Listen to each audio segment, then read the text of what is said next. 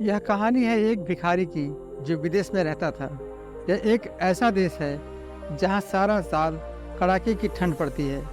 किसी को भी उस भिखारी पर दया नहीं आती कि कोई उसे कंबल दे दे। उसने अपने मन को मजबूत बना लिया था और यह मान लिया था कि अब मुझे ऐसे ही जीना है। वो भिखारी एक ही गर्म कमीज पहने जो कई जगह से फटी हुई थी, भीख मांगता। भिखारी यह उम्मीद पूरी तरह से छोड़ चुका था कि उसे कोई गर्म कंबल देगा।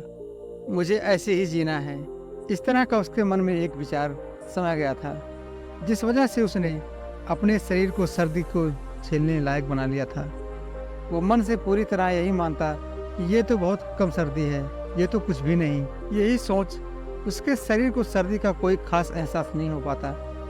कुछ दिन बाद एक दयालु व्यक्ति उस जगह से गुजर रहा था कि अचानक उस व्यक्ति की नज़र उस भिखारी पर पड़ी जो धीरे धीरे आगे चलता जा रहा था।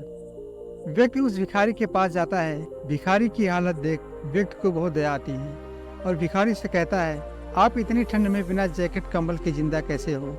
तुम यहीं रुको, मैं अभी तुम्हारे लिए यही पास की दुकान से एक गर्म कंबल लेकर आता हूँ। इतना बोल वह व्यक्ति भागते हुए दूर दुकान में कंबल लेने जाता है। उस व्यक्ति को एक भूलने की बीमारी थी।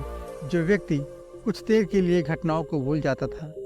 तो वह जैसे ही दुकान में गया और दुकानदार से बातें करने लगा, वह व्यक्ति बातें करने में इतना व्यस्त हो गया कि वो भूल ही गया कि वो दुकान में क्यों आया था। उधर भिखारी मन ही मन बहुत खुश हो रहा था और वह भिखारी उस व्यक्ति के ऊपर पूरी उम्मीद लगा बैठा था कि वो मुझे लाकर एक कंबल देगा। अब भिखारी को बहुत जोरों से ठंड लगने लगती है।